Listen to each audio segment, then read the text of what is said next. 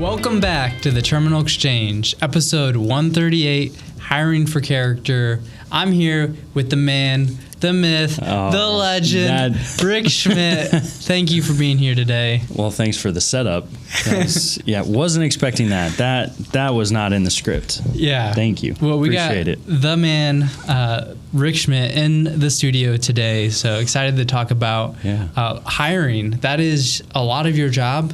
You do a lot of other things, but that takes up... That's a good majority in terms of the time spent. Really? Hiring is the majority just because of interviews and stuff like that. How much time? Like 30%, 40% of your job? No, I would say it's probably closer to like 60%. Wow. Time spent with interviews for office individuals. Yeah. Okay. Wow. So, that's a lot. Yeah.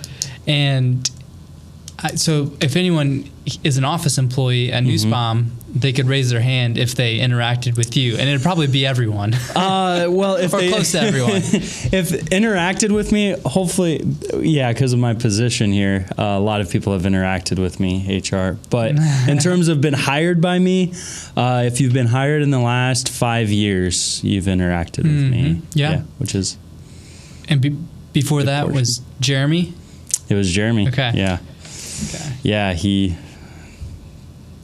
taught me the ropes. I don't know. Is that? Yeah. That's. So maybe a little shout out to Jeremy. A little shout out. Don't give him too much credit. No.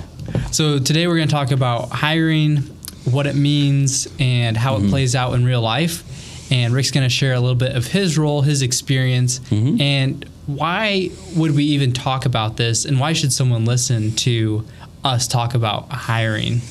What's the purpose? Yeah, so I think one, it's not. Hopefully, this doesn't come across as a brag or a boast, but I think with Nussbaum and the culture that we've set up here, we've been really fortunate to have pretty low turnover. And this doesn't go to me. This goes to our executive team and the work that they've put into it to pass it down to the rest of us within HR recruiting. So for Nussbaum, just to kind of put a perspective on it, the industry for over-the-road truck driving typically sits around an 80 to 100% turnover of drivers. Wow. So 100% would be all drivers you hire terminate within a year. So 1 year. You have 550 drivers. Yeah. That means you're going to have 550 drivers leave that year.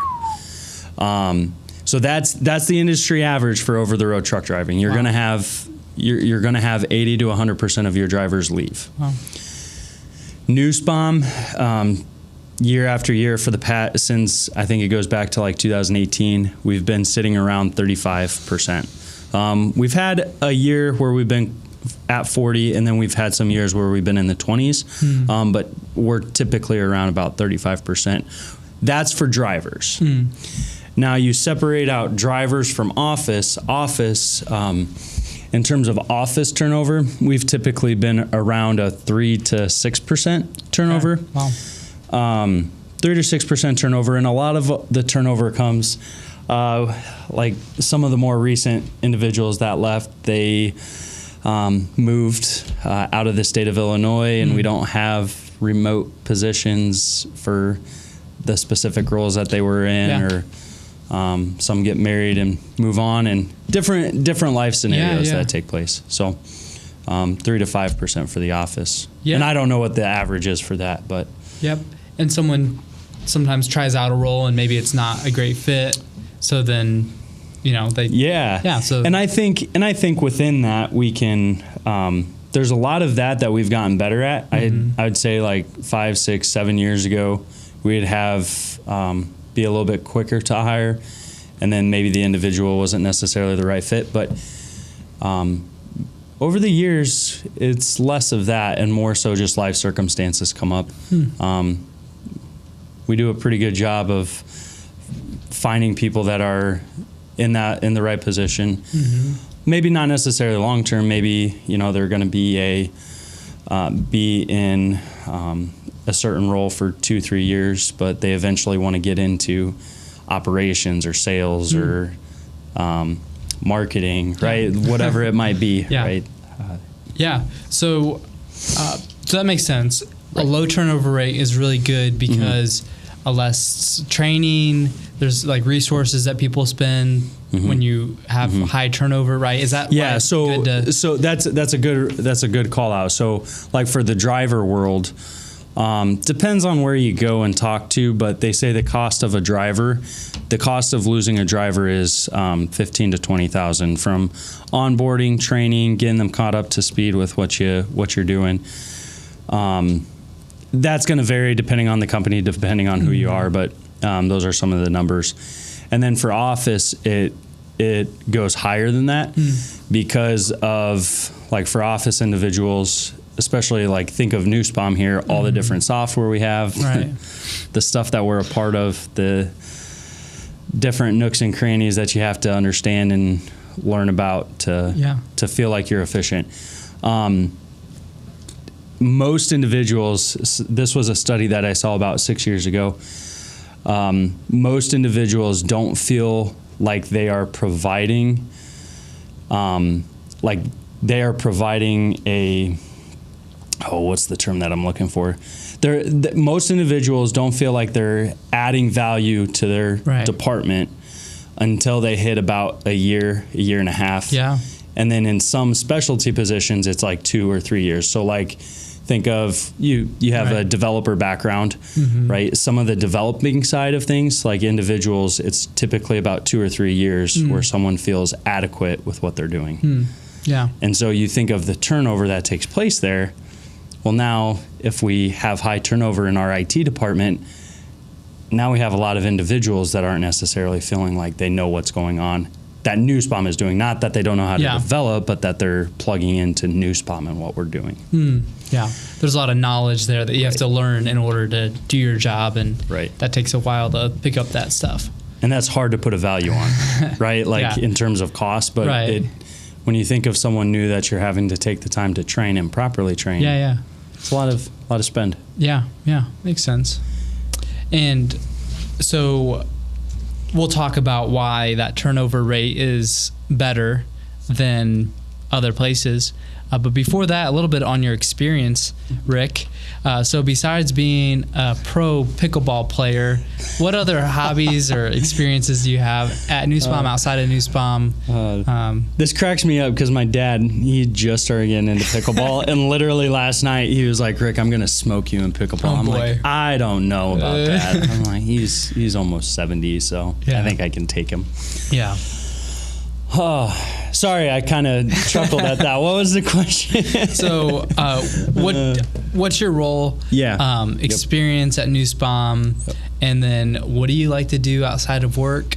Hobbies, family. What do you do to recharge? All that good stuff. Yeah. So, my role specifically at Nussbaum, title is Senior Director of HR and Safety. But in terms of the experience that I've had in that, May is actually my 9-year anniversary. Yeah. So, Joe Anderson, every so often he'll make a comment. Have you even worked at a company for like longer than 10 years? So when I came to Nussbaum, it was my second job ever out of college. Yeah. And the previous job, I fell 1 week short of a year with them. And he's like, have you ever worked for a company for a year? And then when I hit a year, he's like, have you ever worked for a company for 2 years? Anyways, so Joe, I almost 10 years. I think you got to stop saying that. Yeah. But I've been here 9 years, different positions, roles. So I started off in recruiting for drivers, specifically there.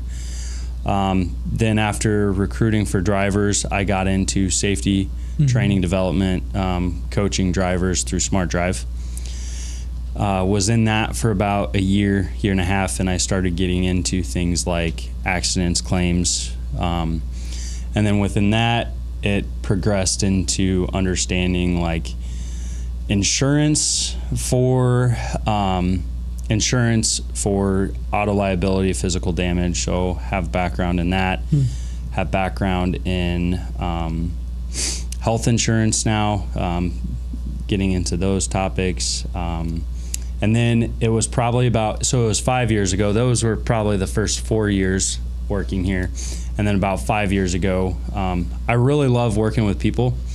And so that's one of my strengths. I'm not very detail oriented. And if you can imagine, claims, accidents, incidents is very detail oriented. Yeah. But working with individuals, and so I started doing a lot more with office hiring. So office hiring for the last 5 years has been one of my main job functions, along with still things like insurance, claims, accidents, incidents, driver development, all that. Yeah, you kind of oversee all those areas, but then your main responsibility is within that hiring. Yeah, if you look at it like, what do I do on a day-to-day? That's where I said earlier, 60% of what I do is actually driver or interviews, conversations, looking at resumes, talking with other individuals. And part of that comes into working with departments on like, what are the needs, what are we looking for, where are things at within their department. So as far as hobbies outside of that, outside of, so my wife and I, so I am married. We do not have any kids, but been married for 4 years. We are very, for those of you that know me, very extroverted. I talk a lot. So we are very similar, extroverted people. So a lot of our hobbies include, it includes things like we're very active with church. I actually, just before the podcast, was talking with Dayton about we work a lot with middle schoolers. I love working with middle schoolers because my day-to-day life is working with adults. Middle schooler problems are not adult problems, so I find it fun. Can kind keep of things light. Yeah, it can. So doing that, very active with church. I love, my wife and I both love doing outdoor activities, anything from like volleyball, pickleball, spike ball. I love baseball. I love football. I love track.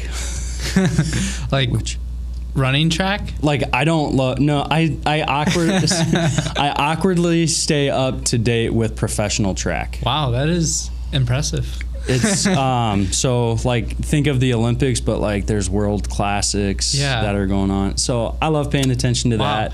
I don't think I've ever met anyone else that keeps up to date with. Do you? Track. Not track. I mean, maybe some runners. Right. But okay. I feel like to be a track fan, it's like you meet football fans, right? But you don't meet track fans, right? So I think it's something about like I love how you can push the human body, right? Like I love just how we're all created differently, how God's created each and every one of us, and like some of the gifts and abilities. Football, you see a 260-pounder run a 4.5, 4.6 40. That's super incredible, kind of crazy. But then you get to track and you see a 400-meter hurdleist run 48 seconds. It's like, anyways, so yeah. That's crazy. I get some grief for that. I think I picked that one up from my dad. My dad's into it as well. Is he really? Okay. So, yeah. That's cool. Yeah. Some of the hobbies, hiking. We love to travel, so you'll find us going to Colorado for skiing, snowboarding, like to hike, experience different areas. Overall, a lot of sports, a lot of activities. A lot of sports activities. Moving outside. Getting out and about. That's good. A lot of sports that include socializing, though. Like, I run on my own to stay in shape. Right. Not because I like it. I go to a lot of these different things because you get to interact with others and build it's a those social relations. Experience. Build those relationships. With middle schoolers and helping out with middle schoolers at church, a lot of those relationships are built through activities like games and stuff like that. Right. So it creates a fun atmosphere. Yeah. Do you have any, that was one of the questions, surprising or fun personal interests? I feel like you hit that. Any other surprising interests that you have? Anything else that we'll throw? Oh, no, I think the surprising interest is probably the track. Especially you look at me, you probably sprinting. That's not you. I could get you as a thrower, but not a sprinter, right? No, not a ton on personal interests. I'm not. I don't know. I don't crochet. I don't. Yeah. I'm not a very handy man. But yeah, that's great. So, and something about your experience before you even came to Nussbaum was Dort College. Yeah, Dort University. Dort. They rebranded. Okay. Dort University. So, what was that like? School? Did you major in human resources? Like, how did that transition go? And tell me a little bit about your experience. Yeah. So, well, have you ever done, like, did you ever do in like high school or middle school, like the assessments on what you should be? Yeah, like once. Okay. I don't remember what it was. You don't? Did you? Yeah, not just once, multiple times. Our school was big into it, so I did them all through like middle school and high school. Okay. And like I like math and I like science. And because I like those, and part of it was because I strongly hate reading and writing. I shouldn't say hate. That's an intense term. Many people here know, like, writing isn't my forte, right? Reading doesn't energize me. So I think part of it is like I was better at math and science as well, just naturally. Yeah. And you're not a bad writer. It's like some of the grammar rules you could care less about. Like, doesn't make sense. Oh, there's like there's a YouTube video that I've constantly showed people where it's like the English language. Yeah.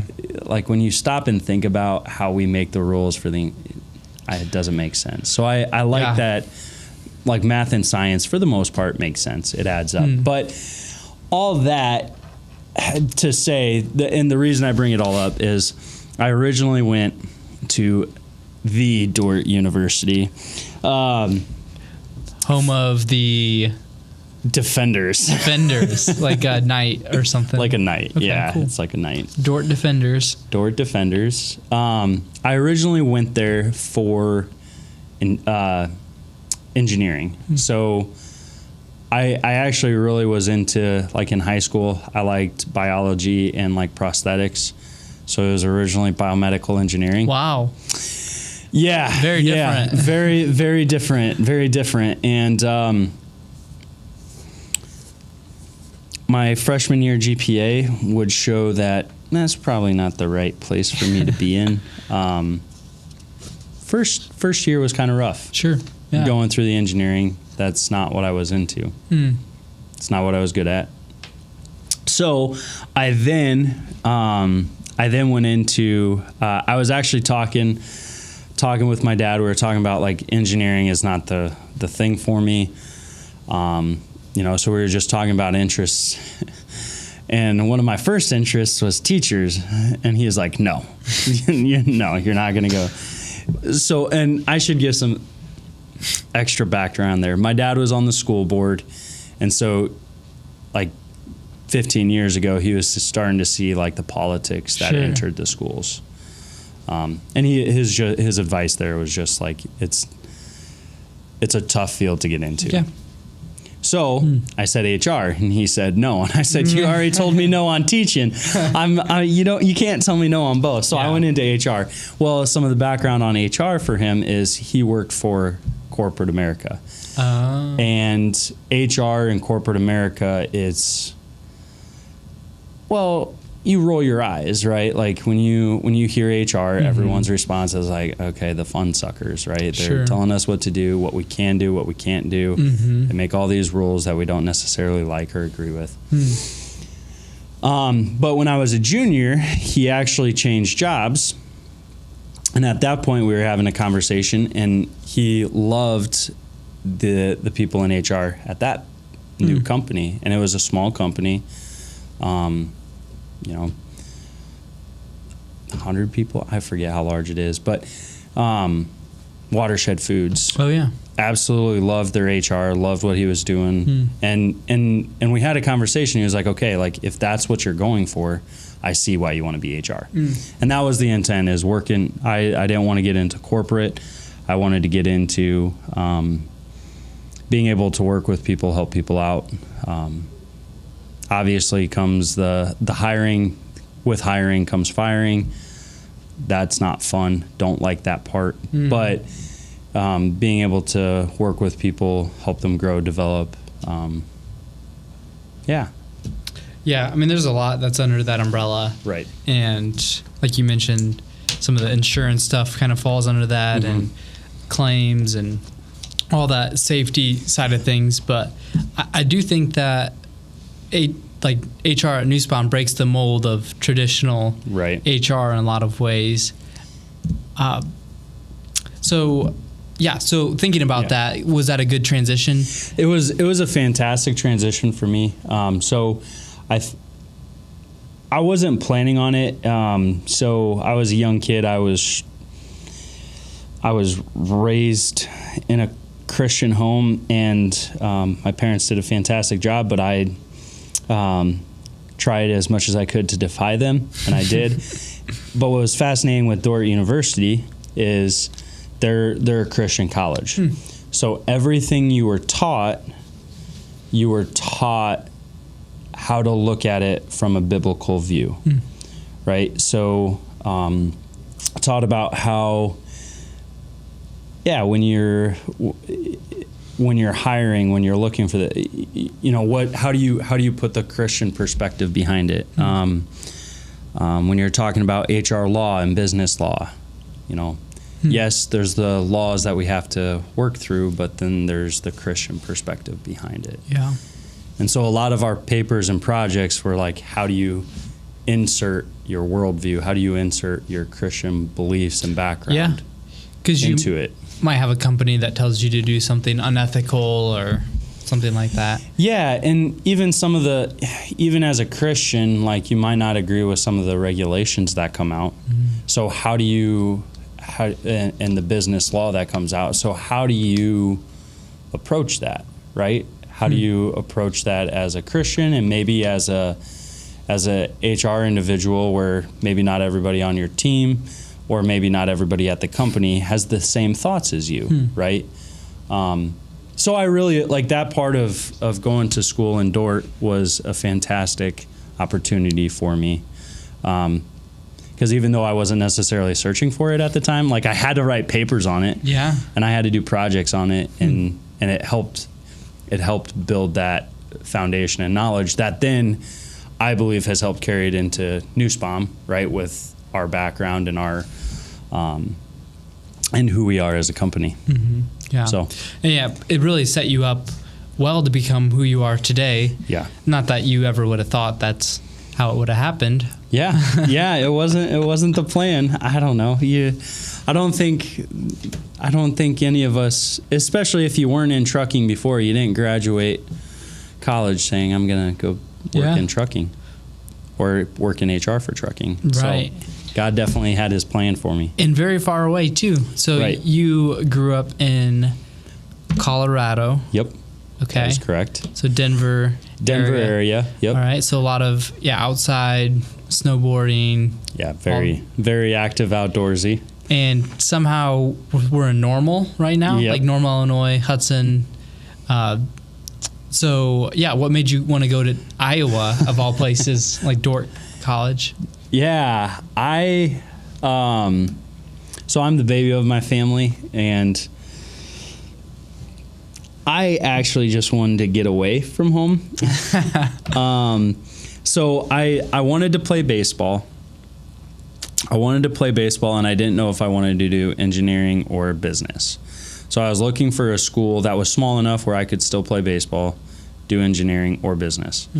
And Dordt was one of those. Plus, it was 10 hours from home. So like if I needed to go home for a holiday, or it wasn't a far drive, but it was far enough that, Memorial Day, I couldn't just say, hey, I'm coming home, right? Like I was far enough that I didn't have to make that trip. Yeah. Again, that's a whole nother conversation of just how God directs your paths, right? But I was just looking for somewhere that was away from home.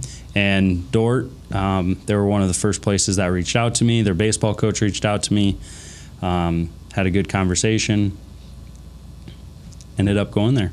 Okay. For baseball. Cool. Yep. Did baseball there. And what position did you play in baseball? Like, I was left out. I was left out of the game. Left. I was left out of the game. Like I was a bench warmer. Oh boy. Water cooler checker. Some of those things. No, on the team. I was on the team. So again, I love baseball, like strategy with baseball. I was not one that was necessarily blessed with the most skills. That's why I had to go to a smaller school.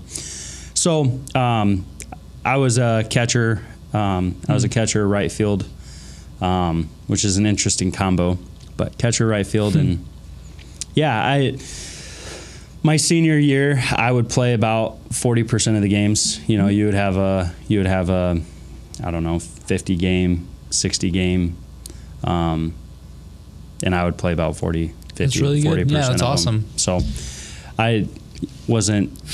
It's not as impressive. Like there's much better baseball athletes here at Nussbaum. So I don't know about that. I mean, that's pretty good. Yeah. So it was fun. Yeah. That's really cool. So you think about those days, were there any moments or mentors that really helped direct you to where you're at today? Yeah, so I can think of two situations. I had, again, I referenced my freshman year. My freshman year wasn't very great. I wasn't doing all that well academically. Part of it is I wasn't in the right fit, right? I wasn't in the right fit. But I had also made some not so great choices, and I actually had to sit down with the assistant dean of students because of grades and other things going on. And the assistant dean of students, he looked at me, again, small school, so Dort has about 1,500 students. My high school was bigger than my college.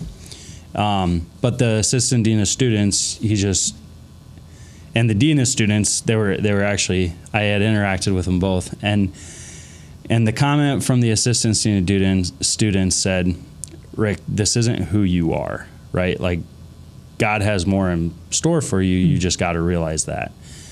And that's kind of stuck with me just because, you begin to, I don't know, I was the youngest child, and my sisters were great athletes. They were great students, love them to death, but you begin to compare yourself, right? And so it felt like I was always comparing myself, trying to be the fun one, right? Like I didn't feel as smart or as athletic. So by being fun to hang out with, right, you compensate in different areas. Sure. And him just sitting there when I was in a low state, right? I wasn't doing well academically or anything else, saying this isn't who you are, right? It was pretty impactful. And then again, my freshman year, I had a roommate, or a really close friend. We eventually became roommates my junior, senior year. But just the whole side of my faith foundation, he looked, we were having a conversation, and he was the one that just plainly said, Rick, do you believe in Jesus? I said, yeah. He's like, why are you making it so complicated, right? Like, don't overcomplicate things, right? You got to start with your relationships. And I think those two interactions, for multiple reasons, right? For the faith foundation, but then also, like, sometimes as humans, we overcomplicate things, right? Whether it's work, whether it's life situations that are going on. And when we're able to take a step back and say, okay, I got a lot going on right now. I don't need to overcomplicate it. I actually need to make it simpler for me. That was impactful for me. And I think those interactions, along with some others, probably have helped developed my desire to work with individuals and get into that HR world. Yeah. That everyone so loves, Yeah. Oh man. So, before that moment, did you not have a relationship with Jesus? Is that something that? Yeah, I wouldn't have. Nope. Okay. Cool. So very foundational moment. It was a very in multiple ways, and just help build. I don't know. You got to start somewhere. Yeah. Right. Yeah. And the relationship with the dean of students, right? Same thing. Like, we had to start somewhere, and where I was at was not in a great place, and so we kind of had to rewrite things and start over. Yeah. Yeah. So that's awesome. Yeah. Anything else on Dort? No, if you're curious on where Dort's at, it's in the middle of nowhere. Find that one cornfield out of the middle of nowhere and take a left, and you're there.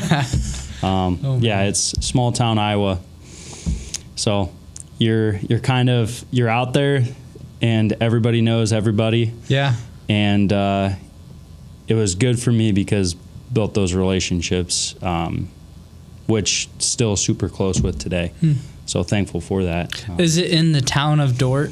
No. Is there a town called Dort? There's not a town called Dort. It's in the town called Sioux Center. It's actually really close to Lamar, Iowa, where Blue Bunny is. So really? Our Saturdays, we'd go to Lamar, Iowa, to the Blue Bunny headquarters and get ice cream. Sounds amazing. Riveting stuff. Oh, yeah. That's about it. When I think of, so that's their claim to fame. We're close to the Blue Bunny headquarters. We're close to Blue Bunny. They're actually really well known for like their agriculture. So like pig farming. Nice. They got huge pig farmers out there. Yeah. Claim to fame. Yeah. Home of the pigs. We'd be at football and we'd be at baseball practice in a local pig plant or pig farm. All of a sudden the wind would be blowing the direction of the field. It was hard to practice in. Yeah. Like to be doing conditioning when the wind's blowing just right and you got like pig farm smell coming at you. Yeah, it's talk about home field advantage though. Right. When other teams come, they're not ready for this. They don't know what's coming. Literally, you hope for that wind to come right at you because they don't know how to handle it. They're not ready for that. Nope. So. Some of that stuff. Well, yeah, it will gag you. That's awesome. Yeah, I mean, not great, but yeah. But home field advantage. Right. So when I first met Rick, or even at Nussbaum, my experience with you when you first walked into orientation and you shared that you take the safety here very seriously. So you'll drive the speed limit that we're governed. I don't know if you said something like this. We have a governance on our speed here at Nussbaum to 65, and I think you said that you yourself would. Yeah, I would try and so a couple things like when I first got into safety in HR, like we would with CDL drivers, there's cell phone policies. And with inward and outward facing event recorders. So there's a cell phone blocker that we used when drivers would get to like a final warning letter. Maybe they've been caught a couple times. Not everybody had it. We only would have about 5 or 10 drivers on it at a time. But Jeremy suggested that I put it in my vehicle so that I understand and I know how difficult it is to not use your phone while driving, right? I think all of us for the last 10 years have gotten used to that habit, and it's a big deal for drivers. So I did that, and then the one you're referencing, governing. So so our trucks are governed at 65 miles an hour. They can't go faster. And like 465 around Indianapolis is the common example, because 465 around Indianapolis is, it's a 55, where everybody goes about 75, 80. Oh, wow. And my wife's family is from out there. And so this is a good reminder, Dayton, because I probably don't do as well at this anymore. But for a very long time, and I still try and do it, but as I look back, I'm like, I don't know that I can actually say that I did that last time I went on 465. But For a while, you were doing this. For a while, and it builds in your habits, like making sure that if the speed limit is 55, I should be going 55. So 465 around Indianapolis, I would always make sure, because that was one of the bigger complaints. Right. Like, you're telling me I have to go 55 when everybody else is going 75. Yeah. And so I would do it. And there actually is a lot less stress. Like, you have to get used to the cars flying by you, but you're following the law. Yeah. You're doing what you're supposed to, and everybody else around you is not. Yep. So less road rage. Yeah. There's a mindset thing that has to switch, right? Because it is like we're in such a go society that, like, when everybody is flying past you, you just want to speed up and go with the flow. Right. When in reality, you probably shouldn't, because you can still get a ticket. You're going faster than the speed limit, all those things. Yeah. So I have that image of you planted in my mind. I'm sorry. I feel like I've failed the last probably 6 months, year, because I probably haven't done as well at it, but it's a good reminder. Just the fact that you used to do that and still think about that is big.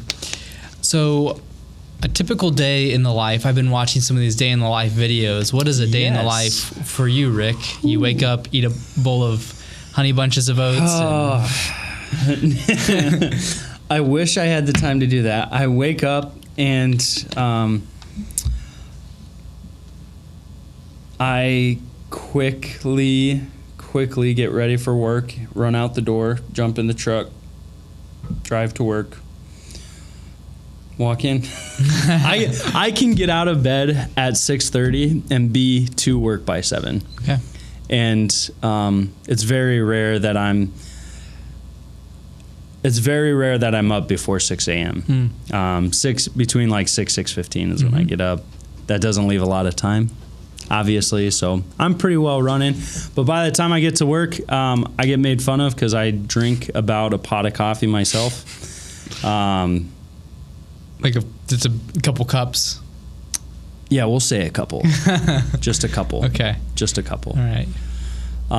But in terms of the work side, like it's a lot of meetings, conversations, working with different departments.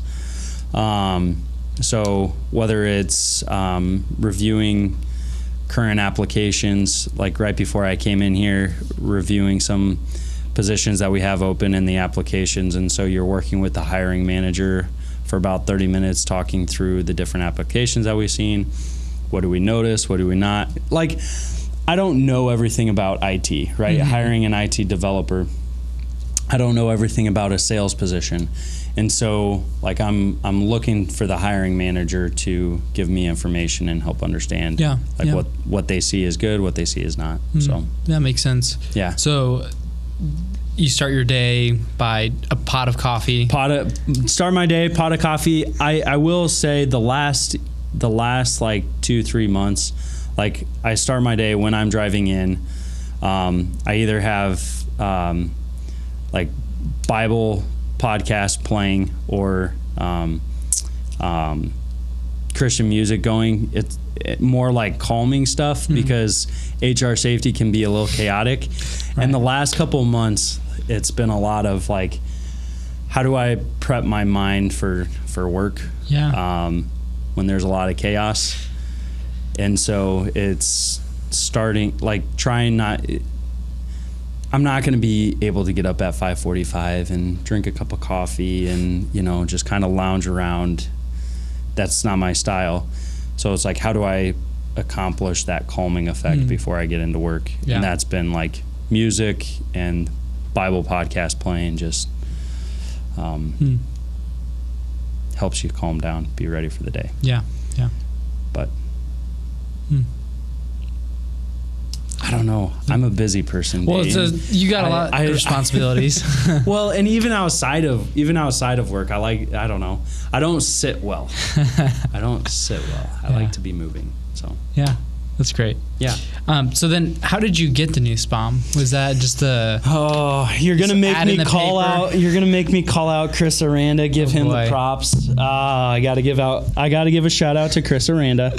I had known him through a mission trip. I think it was like my junior year of college that I went on a mission trip that Chris Aranda was on. And so my first job out of college, I was living in Chicago. And I would come down and visit. I knew a lot of people in the central Illinois area just through church. And Chris was one of them, stayed connected. And then there was one day he was like, hey, we got a job opening. Can I give your name to my boss, or to our hiring manager, which Jeremy.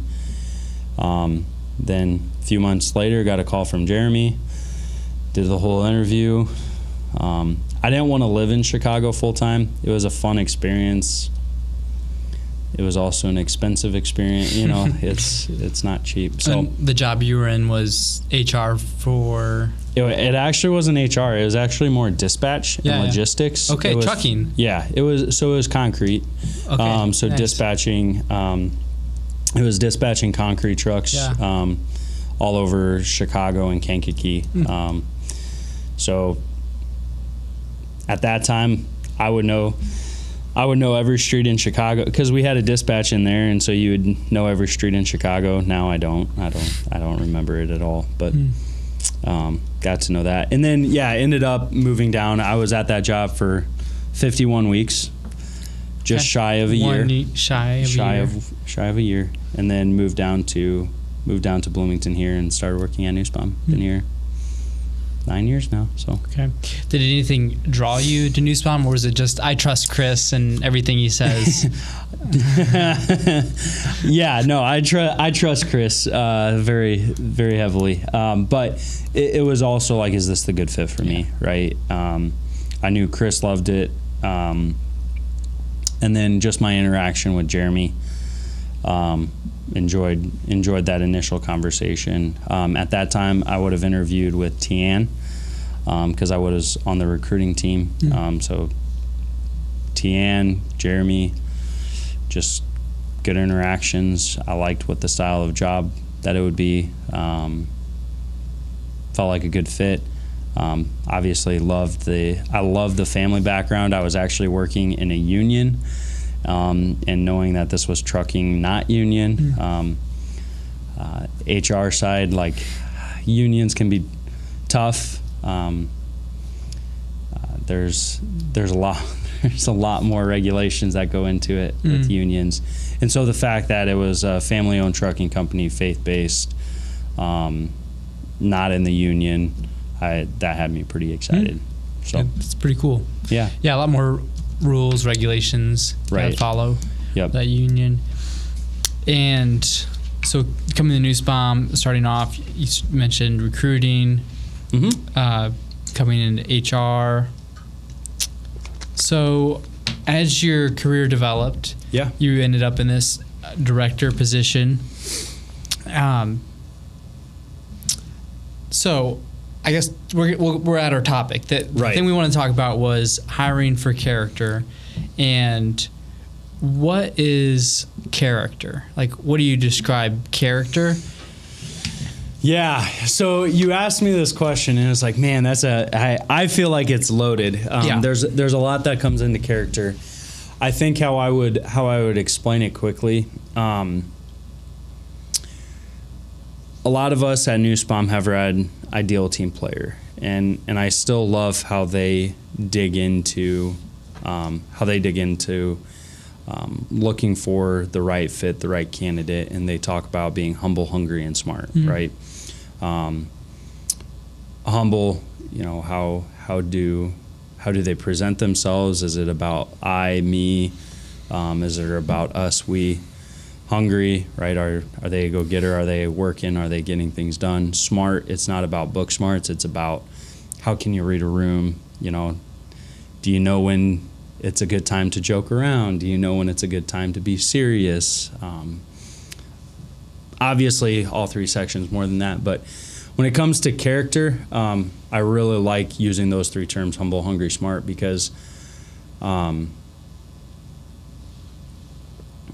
you know, you have these examples of individuals.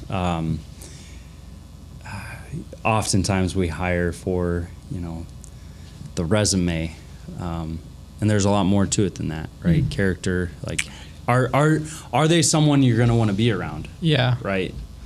Yeah. Is it someone you want to go to spend dinner with, or? Right. Yeah. Well, and we work with each other so much. Like, Right. if I'm interviewing someone and it's not someone I would want to sit next to for 40 hours a day,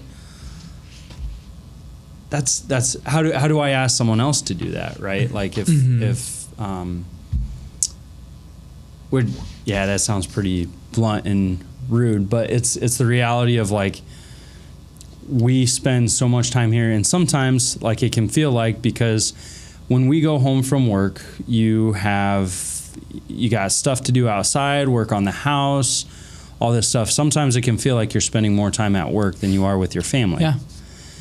And if we're not able to build relationships, if we're not able to build a place where we can stand each other, that's a tough place when we're asking our employees to spend so much time here.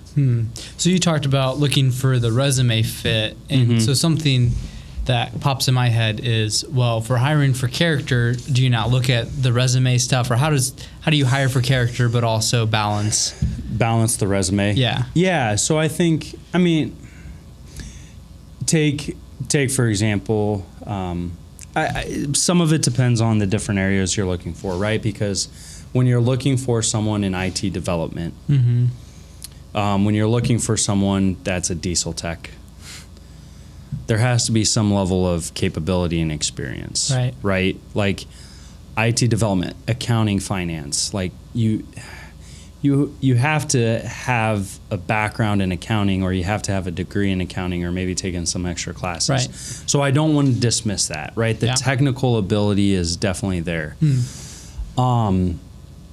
So yeah, you don't dismiss the resume. But you're looking at another layer. It's not just the resume, but you're looking at this next filter, which is maybe some red flags that you can see that. Yeah, so for example, like, my initial, we don't actually throw out any resume right away. I will contact just about everybody. And the first thing I do is, okay, yes, I look at the resume, what is their qualifications and experience. But the first thing I do is I got a list of like 3 or 4 questions that I'll send individuals. It might look, I got 2 people in here that I helped hire, so it probably looks a little bit different over the last couple of years than it did when I hired you guys. You improve, you get better, you refine your you adapt. But like, I got a set of 3 or 4 questions, and I want to see how you respond. Right? Okay, that has nothing to do with their resume. Yes, I'm going to see if they're then qualified, but I want to see how you email interact, right? Like, I want to see, are you taking the time? Did you go look at the application on our website? Nothing to do with the resume. If I like the response, okay, that's helpful. If maybe they were in a hurry, I'm not going to discount their email, but maybe they were in a hurry, a lot going on. Okay, I'll still look at their resume and maybe set up a call or something like that to get a better feel. But like, I don't know. My style isn't like first go to resume and say, nope, not qualified, you're out. It's, okay, this doesn't necessarily meet our experience that we're hoping for. But it doesn't mean that they're not the right person for the job either. I mean, that's a skill you can't really put in a resume. You can say, oh, I'm a great emailer. Right. But you learn that by contacting someone. Right. And, well, I have a friend. This is a side story. I get into conversations about resumes and hiring people, and I had one friend that was like, yeah, I actually put in my resume that I am an expert at loading a dishwasher, and I can just about find a way to fit everything and anything into a dish. Wow. Like, and then we were on a friend's trip, and it was true. Like, he legit, like, we thought the dishwasher was full, and he sits there and he rearranges it all and gets the rest. we're like, it was kind of funny, somewhat silly, but it's like you're looking for those interactions, right? Yeah. Like, it's a silly, goofy thing, but it's a conversation piece, and it's, okay, does he have the qualifications? I need that. Yeah. But I also need someone that everybody wants to work with too. Yeah. Right? Yeah. And that type of personality and relationship and interaction, it's like, okay, why'd you put this on here? Right? And now he's going to have the ability to say, yeah, this is why I put it on there. It's kind of funny. People actually say it's true, right? So. Well, and that character side plays a big role into turnover we talked about at the beginning, because if it's a company where you like working with the people you work with, you're going to want to stay. Right. Versus if you come to work and you get yelled at by your coworkers, they're always blaming you for something or blame shifting, lying about stuff. That's not an atmosphere anyone wants to be in. So, I mean, that's why it's so important. Right. To have. Well, being able to have those relationships, but then also to be able to, like, I don't know, like I want someone who's going to tell me that I'm wrong, but be respectful about it. Right? Like, I fully know I'm going to make a mistake at work. For sure. Right? And if I do that, I don't want someone that's just going to blow it off, but I want someone who's going to be respectful about it, like not come across as a know-it-all. Right. And so being able to pull out those characteristics that an application doesn't feed you. Yeah. Yeah. So that's cool. So are there any other ways that you evaluate character besides emailing? Besides, that is not the sole. That is not the sole way. I think a lot of it has comes to those in-person interactions, right? Like, I should say this. I'm not going to share all of my questions, because here's what I found out. I started doing training with individuals at Nussbaum that are new into hiring, and like, okay, what kind of questions do I ask? And I started sharing all these questions, and then I found I would be interviewing someone and they would be like, oh yeah, the hiring manager just asked me that question too. This is what I said. And I'm like, they stole my question. So I won't share all my questions. Okay. But the whole concept is, like, what I talk with hiring managers about is get beyond, like, yes, we need to ask, like, what's your experience? If you're hiring for a diesel tech, like, you need to ask the questions of, like, how do they understand the engines and how they work, that we're Freightliner Cascadias? Do they understand that we're running DD15s? And how's their electrical knowledge? How's their DOT knowledge, right? Yes, those are great things. And a hiring manager is going to be able to pick that out. My goal in interviewing, because I'm not necessarily a diesel mechanic, I don't know all those ins and outs. My goal is to say, okay, how would your mom characterize your strengths and weaknesses, right? And it's like, all of a sudden, it's like, you're asking me how my mom, like, why my mom? Well, the reality is, when I ask you, okay, what are your strengths and weaknesses, right? That's a typical question, right? That's a common, we learn it, like, even in school, we learned, like, I was trained on how to answer that question, right? I was trained on how to answer the question of my strengths and weaknesses. You're supposed to go in there and you're supposed to say,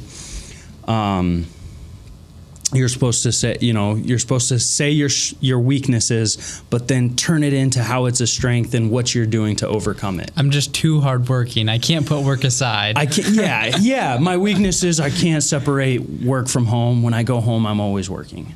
Okay, no, that's not what I'm looking for. Yeah. And when all of a sudden you say, hey, what does your wife say about you? Yeah. Well, if I hire you, I'm eventually going to interact with your wife, and I'm eventually going to be able to have this conversation, right? Yeah. Like, it's a lot more realistic of, like, oh boy, like, I got to say more than just, like, I'm too hard work, you know? Yeah. So, it's putting some of those shifts on it. And then I like, again, because in HR, in my degree, I was trained on how to interview. There was a class where half the semester was like, we would interview each other, and then like you would be the interviewee and interviewer, right?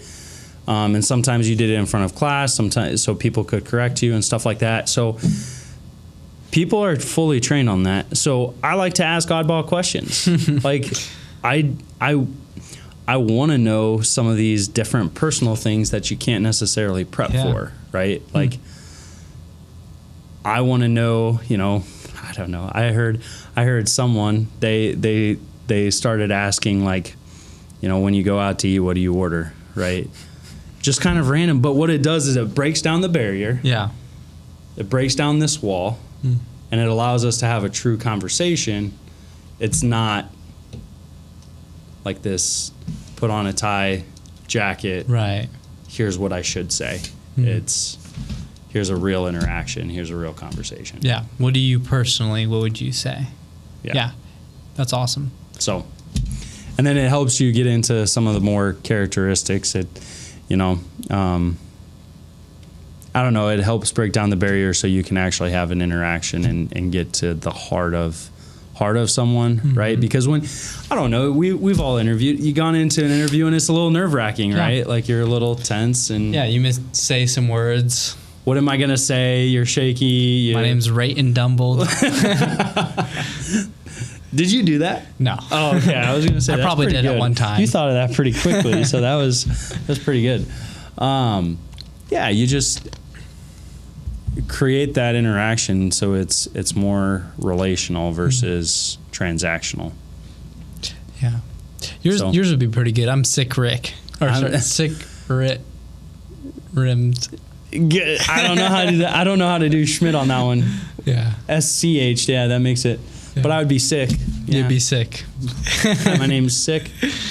Yeah. So when you're looking at character, have you had a story, a time when it made a difference in a positive way, when you were really thankful that you did some of this character fleshing out, whether it was good or it was bad, and without revealing people's names? When you gave me some of the topics, I'm like, how do I make sure I don't accidentally slip and say a name? No, I just think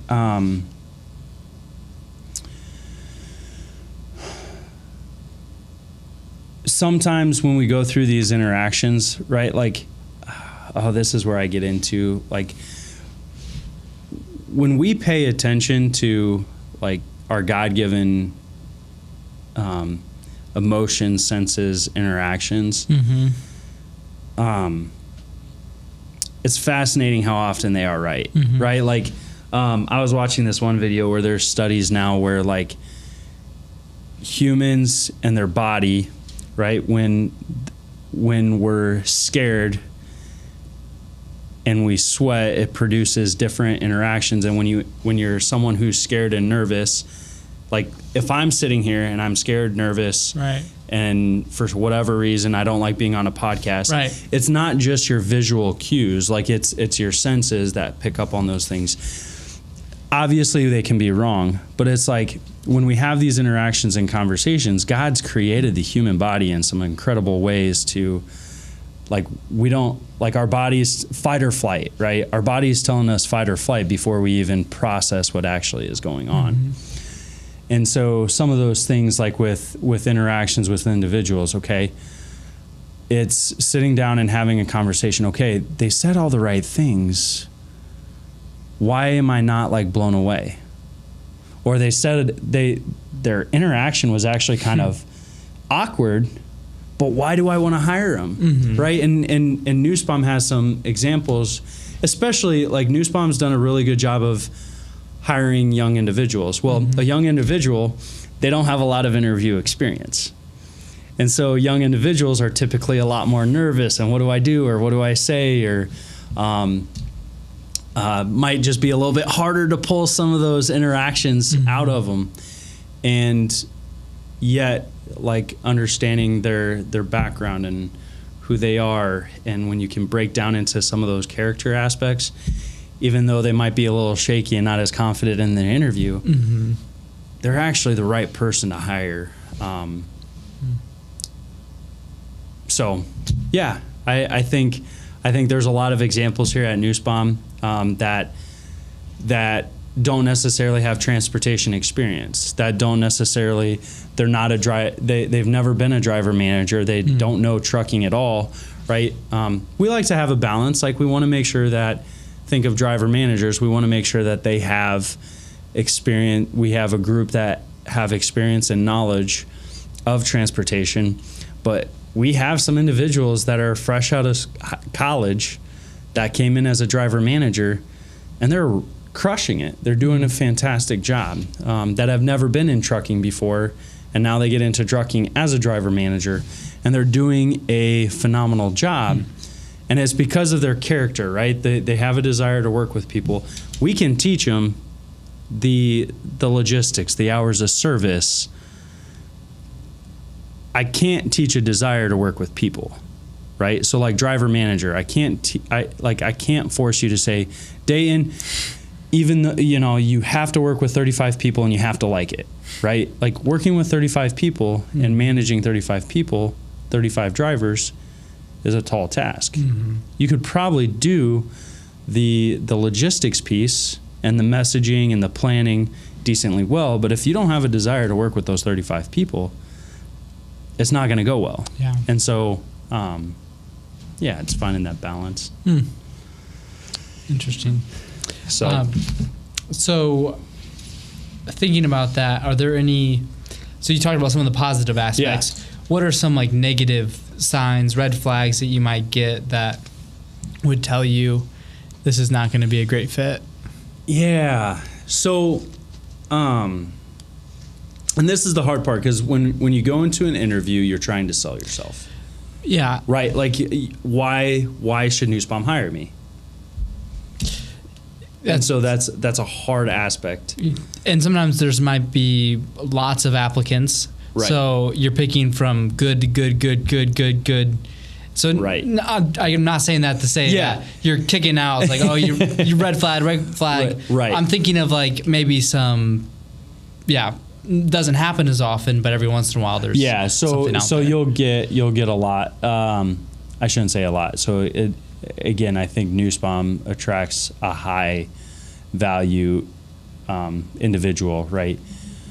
And so with that, some of the red flags you see, one, job history, right? Like, one of the questions I like to ask if someone bounces around is, it goes along with, yes, why did you jump so many positions, but have you ever had a bad interaction with a manager at one of those places? And what you'll have is an individual that was like, oh, my manager, at this location, they're awful. They're so bad, right? Like, when we start to pour into some of these different interactions and past experiences, individuals will just quickly, like, they'll down talk a manager, or they'll down talk a coworker, or like, it was their fault, right? No, it's very rare. It's very rare that it was just one-sided, right? There's typically two sides. And so if there was someone that was let go from a place, okay, it's not just probably your manager's fault. There's probably something that you did. I'm not gonna cast judgment on someone being let go. There are some tough situations that are out there. But do we recognize the piece that, it's two-sided? Or, I don't know. Yeah, the red flags are, the red flags come when there's a set of confidence, or there's a set of like, I know it all type mentality behind it. Like, I think that's what I'm trying to get at is there's this like, I do great, I'm not the problem, it's everybody else. I've never been wrong. Right. I think CJ Conger in recruiting talked to me about this, how he had a driver that literally told him he's the golden goose. Right. Yeah. So it's like, all right. So you're the golden egg of trucking. It's like, oh wow, that's incredible. I hit the jackpot. Right. No, we have a lot. There's 3 million drivers out on the road, right? We interact with thousands of them on an annual basis, and it's like there's probably a lot of golden eggs out there. For sure, you're not the only one, right? And to have the pride to think that I'm the best person ever, right? And so like that's why I mentioned earlier. It's a hard balance because you are trying to convince someone to hire you. Yeah. Right. You're competent. You can do the job. Yeah. Right. Another question, and this is an ideal team player. They tell you, they say, ask the individual,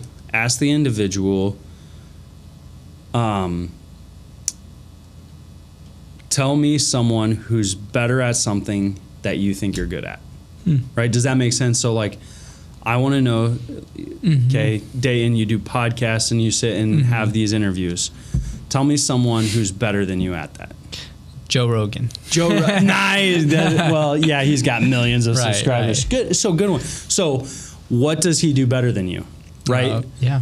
He has millions. He has millions of followers. No. But he's very natural at what he does. Yeah. Right. And so it's like, it's pulling out. So being able, like, oh, no one's better than me. No, there's someone out there that's better than you. Yeah. If not a lot of people. Yeah. And so it's like, if we think, I don't know. Yeah. My dad gave me some life advice when I was looking to leave my old position and come here. The company in Chicago, they spent time on me.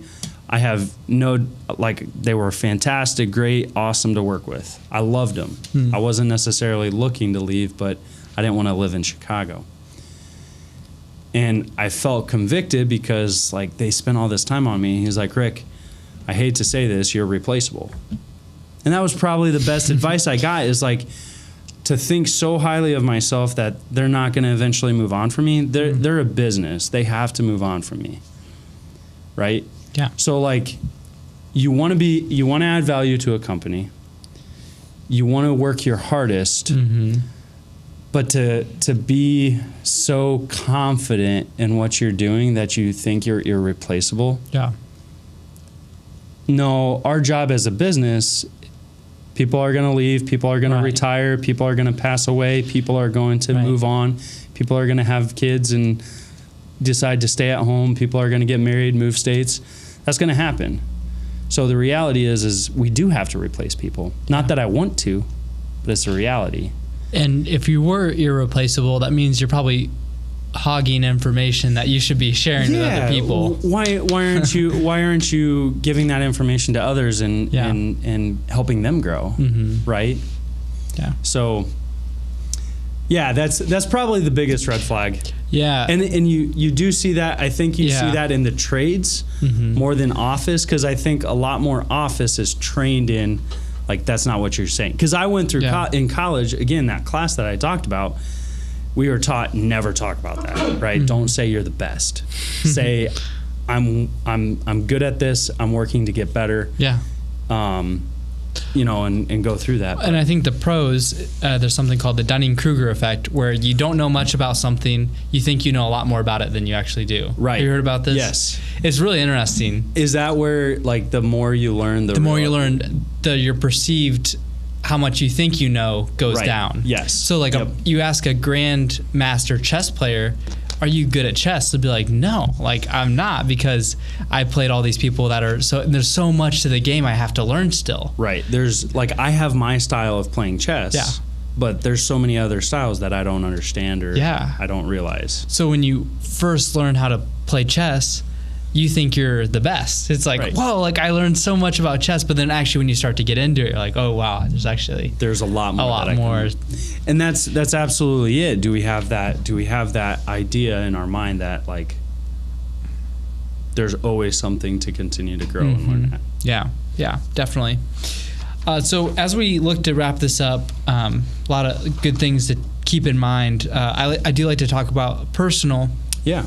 Just getting deep about advice on career, life, relationships, and for yourself, has there been any advice that you mentioned your dad giving that to you on what that looks like for your personal life, something that's really helped you grow as a person? Yeah. I think on the personal side, and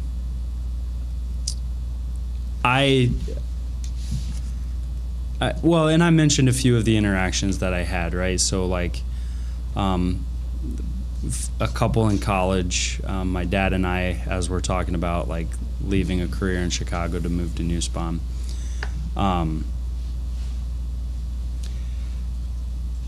there is this aspect of you may not understand why God is pulling you in this direction, and it might not necessarily make sense.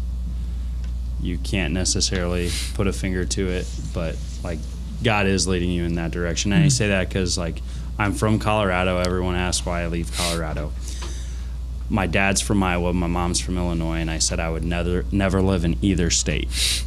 I lived in Iowa for 4 years for college, and I live full-time and don't plan to move away from Illinois. Well, recognize that your desires, your ways are not the best, right? Like you have to be open for where God's leading you, and it may not always make sense, but if you're trusting in that. And that's the three interactions I talked about: college buddy, college admissions, and my dad in that conversation. That was the principle behind it, is like you're thinking about you. You're not thinking about what God has for you. Yeah. Right. Yeah. Not thinking about all the other things. Moving aspects. Yeah. So that was the personal, and then like the professional side. We can often, I think, like we get stuck in these silos of like, this is the next phase, this is what I have to do. There's a lot out there. Like if you're finding a good company that invests in you, they're taking the time. They're going to take the time to also invest in like your desires and what you like doing. I think Nussbaum does a fantastic job of that, of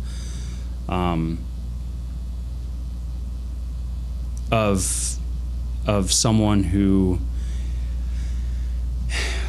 is in HR and safety and really likes working on the technical side. Okay, you're in HR and safety. I can't necessarily get you out of that, right? Like I can't get you out of performance coaching calls, right? But if you like working in spreadsheets and you like working in the technical, detailed side, a good employer is going to continue to help you grow in many different areas, and they're going to find a way to keep you around if you're pouring into those areas.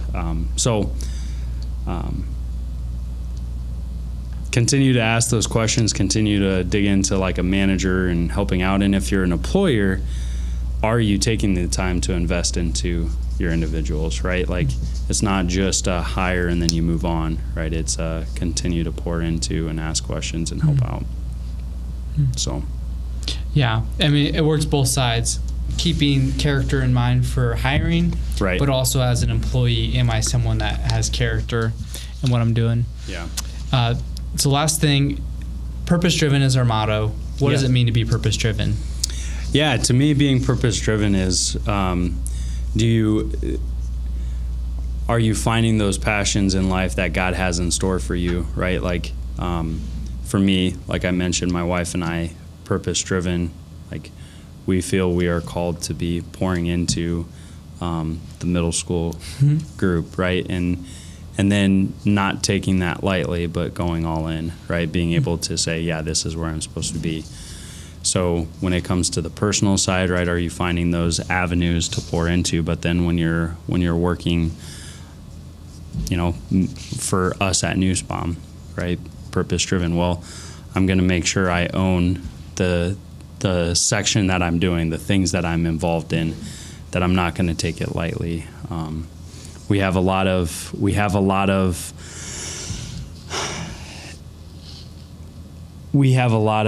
driven individuals, and when we're all working towards the same goal, which is to glorify and honor Christ, right? That shows in our work that we do, that shows in our interactions with each other. And so I think for me that's where the foundation is in terms of what I do personally and professionally with foundation. If my purpose is to glorify and honor Christ, I'm going to have good interactions with my coworkers. I'm going to have good interactions with the kids in middle school. I'm going to have good interactions with individuals that I meet on the road at the grocery store, to bring Him glory and honor. So, yeah. It's great answer. Brent Nussbaum says that we're not as much of a trucking company as we are a people company, which is striking and interesting to think about. But I think you summarized that well, to be positive impacts in all those different areas. So to think about for ourselves, how are we hiring or how are we working with character in mind? Any shout outs you'd like to have? I think I've given a few. I'm good. There's a lot of people that I'm thankful for, that have just helped me along the way. Parents, Jeremy, Chris, Aranda. So your wife? My wife. Thank you, Dane. Dane knows my wife. Good call out. So appreciate it. And shout out to Daniel for running audio, video. Thanks, Daniel. And appreciate that. Thank you to our listeners, and send us any ideas. If you have ideas on what you want to hear, give this episode a thumbs up. And until next time, stay purpose-driven and own it every moment. Hi, this is Lisa from Recruiting at Nussbaum, and I'd love to answer any questions you have about driving with us. Give us a call at 309-268-1199 or visit nussbaumjobs.com. Talk to you soon. You've been listening to Terminal Exchange, the official podcast of Nussbaum Transportation. If you're enjoying our content, please leave us a review. Your reviews help us spread the word about these important topics and invite more people into conversation. You can rate and review us on your podcast app or visit us online at terminalexchange.org. New episodes arrive every other Tuesday, so be sure to subscribe wherever you get your podcasts. You can also follow Nussbaum on your favorite social media platforms and be the first to know when new episodes are released. Thanks for listening. Until next time, own every moment and stay purpose-driven.